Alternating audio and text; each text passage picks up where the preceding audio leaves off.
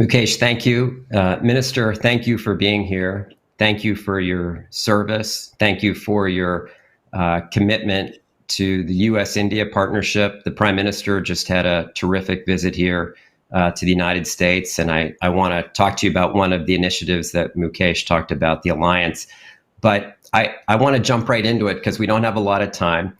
You recently mentioned that the government endeavor of building a new India should be on the basis of women-led development. Tell us what you mean by that and what some of your priorities are as you go forward towards that goal. Good evening, Ambassador, and my greetings to Mukesh and everybody in his team.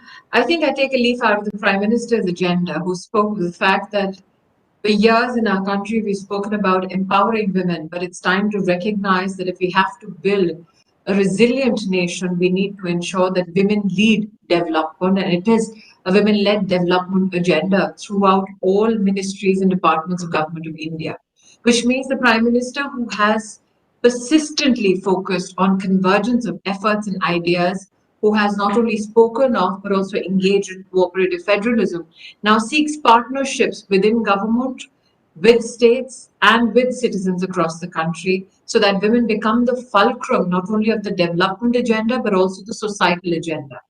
Many of Prime Minister's flagship scheme, in fact, are indicative of his desire or of his agenda.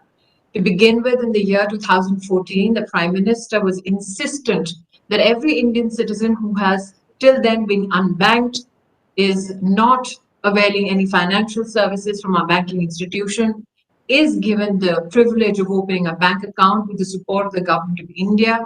I'm happy to share, and Ambassador Verma, you are aware of the staggering numbers that came to the fore. Under Jan Dhan Yojana, we had 440 million Indians who, for the first time in their lives, had a savings bank account, of which, as a female, I'm extremely proud that 220 million beneficiaries were women.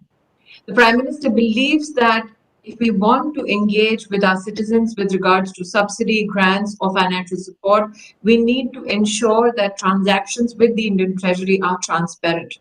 And one of the basics that women had met during the pandemic, especially, is when the Prime Minister insisted that the Treasury transfer money directly to the bank accounts of women during lockdown, thereby ensuring that their purchasing power is sustained.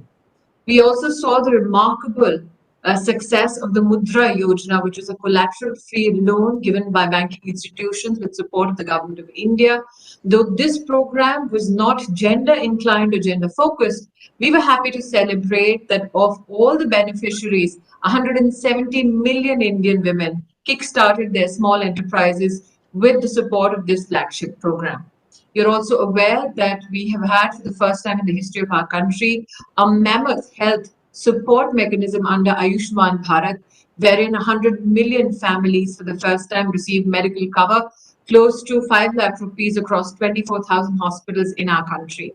And I'm happy to today state, Ambassador Verma, that of the benefits that have accrued to these 100 million families, we have seen over 10 million Indian women in just one financial year get support and get medical facilities to get themselves tested for breast cancer and cervical cancer. And these are cancers that women, especially in the rural belt, were not known to have knowledge of or approach medical establishment to get aid for themselves. There have been many ambitious programs of the Prime Minister. Again, Ujjwala Yojana, clean cooking fuel for 80 million women. It's again a staggering number which highlights that irrespective of which department the Government of India functions from, women become the center of the agenda, women become the center of expenditure of Government of India, and women become the center of, like I said, building back better. Yeah. Thank you for laying out such an incredible array of progress and your priorities in financial inclusion, small enterprise, health, energy, and so much more. Maybe you could say a little bit about what the obstacles are that you're facing.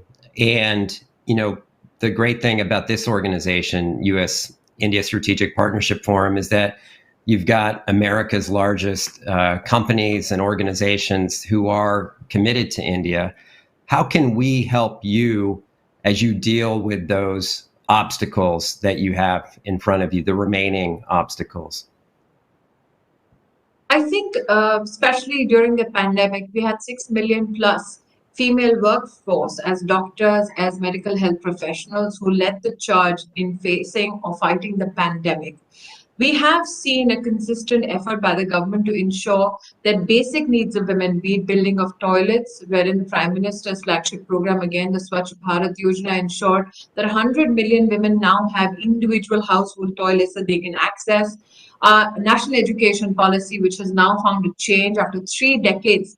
At the center of it finds a gender inclusion fund, the first ever in the history of our nation. We also have a prime minister who, for the first time, institutionalized menstrual hygiene administrative protocol for women in our country. So, if there have been challenges, I can only count a few. One, we want to encourage more and more women to transverse from higher education to institutions of national and technological importance. We have seen that our girls outshine our boys in grade 12 with their results. But when it comes to them graduating onto institutes of repute, universities, and colleges, the numbers are still challenging. We would want to ensure that our girls gravitate more towards mathematics and the science stream.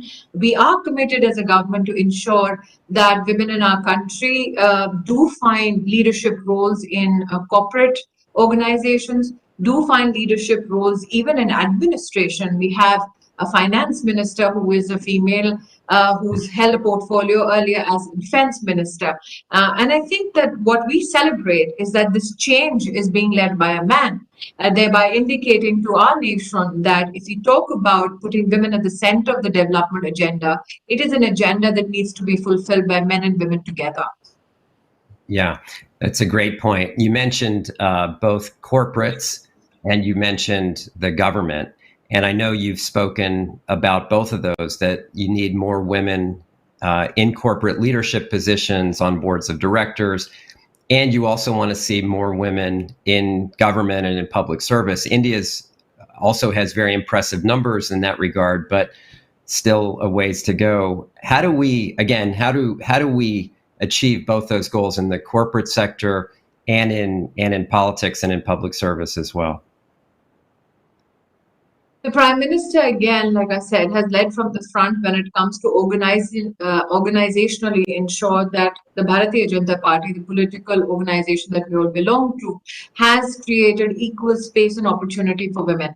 Ours is an organization that has ensured that there is adequate space organizationally, not only in the main party body, but also through subsets like the women's wing.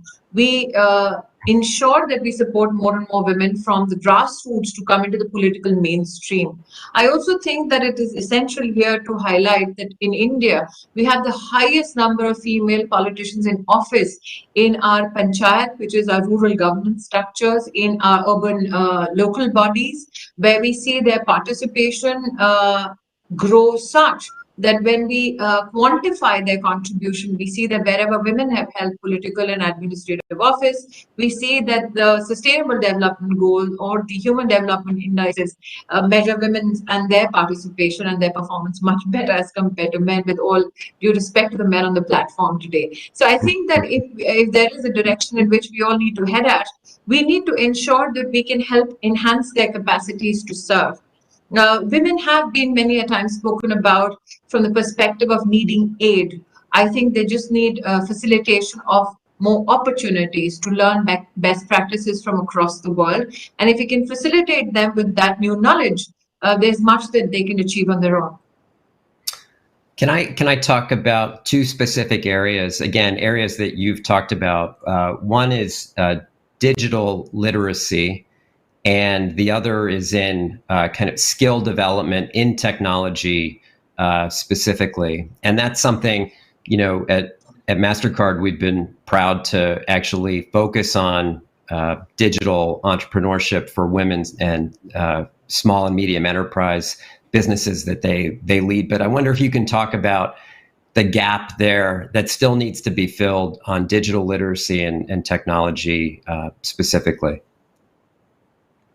There isn't an oft-spoken of program of the Prime Minister called PM Disha, wherein the Ministry of Telecommunication has ensured that over 20 million Indian women are now digitally made literate under the aegis of the government of India. We have over 300,000 common service centers that operate across our country, especially in the villages, and of them, 60% are manned, may I say that, by women. But I think that yes, there have been opportunities that have been digitally amiss for women, not only in India but across the world. We have to make a distinction when we look at technology as to whether we want to reduce women to just consumers of that technology, or do we want them to be technological leaders? And if we want them to be technological leaders, we need to ensure that, yet again, like I said, our insistence has to be that women incline more towards mathematics, towards science. There has been enough research done which shows that women who are innovators may not find that much space in terms of support with regards to investments in their startups, especially if they're technologically inclined. So if we can get the private sector to focus on female innovators, if we can get the private sector to focus on helping women who are innovators but who do not control their own IP, I think there's much of a contribution that I foresee on behalf of this alliance. This has to be said that this is not a challenge that women only in the subcontinent face. World over, wherever positions in technology then ensue money or ensue power, you see women getting replaced by men. So I think that balance has to be brought forth, but we are all at least committed towards bringing that balance. The initial, I think, stage of bringing that balance is to recognizing that the challenge exists or the bias exists. Are you particularly focused on rural areas over urban areas or particular regions of the country? I'm just trying to think about focus as U.S. organizations and U.S. government and U.S. companies come in to assist, trying to understand your priority areas, even geographically or sectorally. In a constitutional position, Richard, you cannot say that I will serve only one subset and not the other. That would be an extremely irresponsible position to take. But I must say here that the Prime Minister has specifically identified over 100 aspirational districts in our country where education, health, and other services have been a consistent challenge over a number of years. The agenda behind identifying those districts was to ensure that there is a very aggravated intervention by officers and departments in the government of India and in state governments so that together we can partner in bettering national and international benchmarks and averages. So I think that while the whole of government is particularly inclined towards ensuring that our SDG goals and our SGI numbers are bettered in those aspirational districts. Today, in the government of India, irrespective of which ministry you serve in, for us, the whole of India is of importance. Challenges, be it rural or urban, need equal attention, need equal focus, and need expeditious solutions. We didn't get a chance to talk about children, which is also a focus of your ministry, and you spend a lot of time on children. I wonder if you can just say a little bit about, again, your priorities in that area, how the pandemic has impacted education for children, health for children, and again, what we can do to help you and the ministry. We've had our partners in the Ministry of Education lead from the front with regards to ensuring, and had the privilege of being a Minister of Education in the year 2014 and 15, wherein we had, and I think that's a hallmark of the Prime Minister's leadership, that you recognize opportunities that can serve you better when challenging times come upon you. And in the year 2014-15, we had the opportunity of digitizing our entire curriculum and making it available free of cost to our citizens. We started a program called Swayam, wherein over 1,000 courses across all faculties of higher education was digitized, made available. Today, we have over 10 million students from the higher education segment who are studying on those platforms. We have had a pronouncement by the Government of India, a production-linked incentive, which looks at making more and more affordable mobile devices in India, so that while at one end we have curriculum and other educative principles and initiatives made available to citizens free of cost, on the other hand, we can facilitate affordable devices for those who are not financially empowered enough to, let's say, buy an iPhone. So while the pandemic broke out, the government was cognizant of the fact that we've had children who have special needs, and special need teachers were allocated to each child. We had a great partnership not only with state governments but also district officials, and we went down to the grassroots to ensure that not one child with regards to education was left behind. We have a force of 2.6 million women working out of Anganwadis, wherein we had doorstep delivery of supplementary nutrition to the doorstep of close to, we have 9 crore beneficiaries on our digital systems right now. We track each and every delivery of nutritional meal to each and every family. That being said, this is in addition to the Prime Minister's pronouncement of ensuring that 800 million Indians receive free food and ration for 14 months, the largest ever such initiative in the world. So I think it should suffice to say, irrespective of which department or silo, as you call it, administratively you serve in, it has been my consistent privilege that the Prime Minister has ensured that every department is dedicated to the cause of women and particularly children. Yeah, that's great.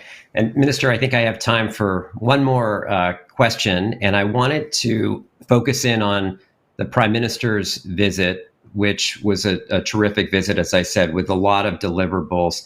And one of those deliverables was a new announcement focused on women, and it's in fact the U.S.-India Strategic Partnership Forum partnering with the State Department, USAID, and we're delighted to have Ambassador Power come on in a few moments to talk about this. George Washington University to bring together an alliance for women's economic empowerment, and focused in on a few areas like women's entrepreneurship, leadership in the workforce, and providing access to career-enhancing education and skill-building opportunities. So we're excited about it. We look forward to working with you about it, and just maybe any words that you would have for our members as we embark upon this initiative with you. I think, Richard, the fact that Mudra Yojana threw up 170 million enterprising women who have the capacity to run small businesses, that tells you that the future is wide open as far as India is concerned. We are proud not only are our girls leading the medal tally at Olympics, but also our space missions are headed by women. So for us, it is a great opportunity to partner, because together when we partner not only so that India can be resurgent, but the world together can be resilient. Well, thank you, Minister. Really appreciate you being with us here today. We look forward to working with you on that initiative and so much more. Your door has always been open and accessible to all of us, and we're grateful for that. And with that, Mukesh, I'll turn it back over to you. Thank you.